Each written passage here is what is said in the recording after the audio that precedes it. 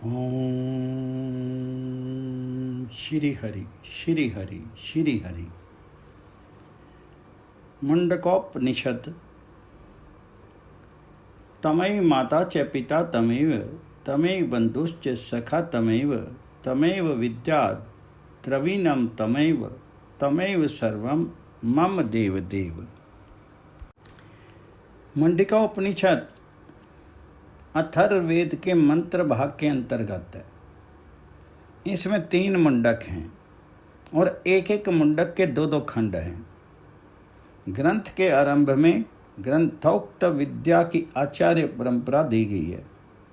वहाँ बतलाया है कि यह विद्या ब्रह्मा जी से अथर्वा को प्राप्त हुई और अथर्वा से क्रमशः अंगी और भारद्वाज द्वारा अंगिरा को प्राप्त हुई। उन अंगिरा मुनि के पास महाग्रस्त शौनक ने विधिवत आकर के पूछा कि भगवान, ऐसी कौन सी वस्तु है जिस एक के जान लेने पर सब कुछ जान लिया जाता है। महर्षि शौनक का ये प्रश्न प्राणी मात्र के लिए बड़ा कौतूहलजनक है, क्योंकि सभी जीव अधिक से अधिक वस्तुओं का ज्ञान प्राप्त करना चाहते हैं। इसके उत्तर में महर्षि अंगिरा ने परा और अपरा नामक 2 विद्याओं का निरूपण किया, जिसके द्वारा ऐहिक और अमूष्मिक अनात्म पदार्थों का ज्ञान होता है, उसे अपरा विद्या कहा है। तथा जिससे अखंड अविनाशी एवं निष्प्रपंच परमार्थ तत्व का बोध होता है, उसे परा विद्या कहा गया है।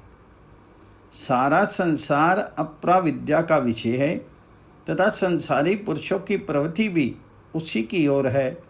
उसी के द्वारा ऐसे किसी एक ही अखंड तत्व का ज्ञान नहीं हो सकता जो संपूर्ण ज्ञानों का अधिष्ठान हो, क्योंकि इसके विषयभूत जितने पदार्थ हैं वे सब के सब परिच्छिन्न नहीं हैं।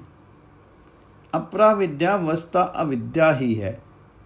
व्यवहार में उपयोगी होने के कारण ही उसे विद्या कहा जाता है। अखंड और अव्यय तत्व के जिज्ञासु के लिए वह त्याज्य ही है। इसलिए आचार्य अंगिरा ने यहाँ उसका उल्लेख किया है। इस प्रकार विद्या के 2 भेद कर फिर संपूर्ण ग्रंथ में उन्हीं का सविस्तार वर्णन किया गया है। ग्रंथ का पूर्वार्ध प्रधानता अपरा विद्या का निरूपण करता है और उत्तरार्ध में मुख्यतः परा विद्या और उसकी प्राप्ति के साधनों का विवेचन है। इस उपनिषद की वर्णन शैली बड़ी ही उदात्त एवं हृदय हारनी है, जिससे स्वभावतः ही जिज्ञासुओं का हृदय इसकी ओर आकर्षित हो जाता है। उपनिषदों का जो प्रचलित क्रम है उसके अनुसार इसका अध्ययन प्रश्न उपनिषद के पश्चात किया जाता है, परंतु प्रस्तुत पुस्तक के पृष्ठ 88 पर भगवान शंकराचार्य लिखते हैं, वक्ष्यति च न येषु जिहाम नृतम न माया च इति। अर्थात जैसा कि आगे प्रश्नोपनिषद में जिन पुरुषों में अकटिलता, अनृत और माया नहीं है इत्यादि वाक्य द्वारा कहे गए हैं, इस प्रकार प्रश्न उपनिषद के प्रथम प्रश्न के अंतिम मंत्र का भविष्यकालिक उल्लेख करके आचार्य सूचित करते हैं कि पहले मुंडक का अध्ययन करना चाहिए और उसके पश्चात प्रश्न का। प्रश्न उपनिषद का भाष्य आरंभ करते हुए तो उन्होंने इसका स्पष्टता उल्लेख किया है। अतः शंकर संप्रदाय वेदांत विद्यार्थियों को उपनिषद भाष्य का इस क्रम से अध्ययन करना चाहिए। अस्तु, भगवान से प्रार्थना है कि इस ग्रंथ के अनुशीलन द्वारा हमें ऐसी योग्यता प्रदान करे जिससे हम उनके सर्व अधिष्ठान भूत प्रात्पर स्वरूप का रहस्य हृदयंगम कर सकें। ओम तत्सत ब्रह्मणे नमः। मुंडकोपनिषद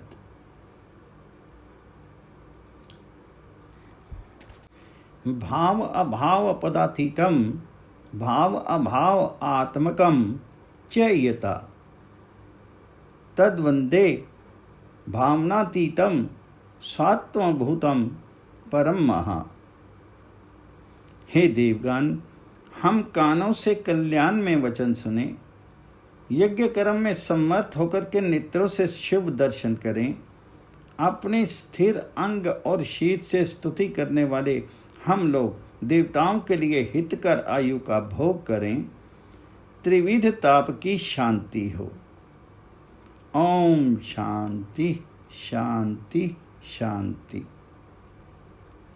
स्वस्ति न इंद्रो वृत्रश्रवा स्वस्ति न पूषा विश्ववेदा स्वस्ति न स्तक्षर्यो अरिष्टनेमि स्वस्ति नो बृहस्पतिर्दधातु। ओम शांति शांति शांति। महान कीर्तिमान इंद्र हमारा कल्याण करें, परम ज्ञानवान अथवा परम धनवान पूषा हमारा कल्याण करें, अरिष्टों के नाश के लिए चक्र रूप गरुड़ हमारा कल्याण करें और बृहस्पति जी हमारा कल्याण करें, त्रिविध ताप की शांति हो। ओम।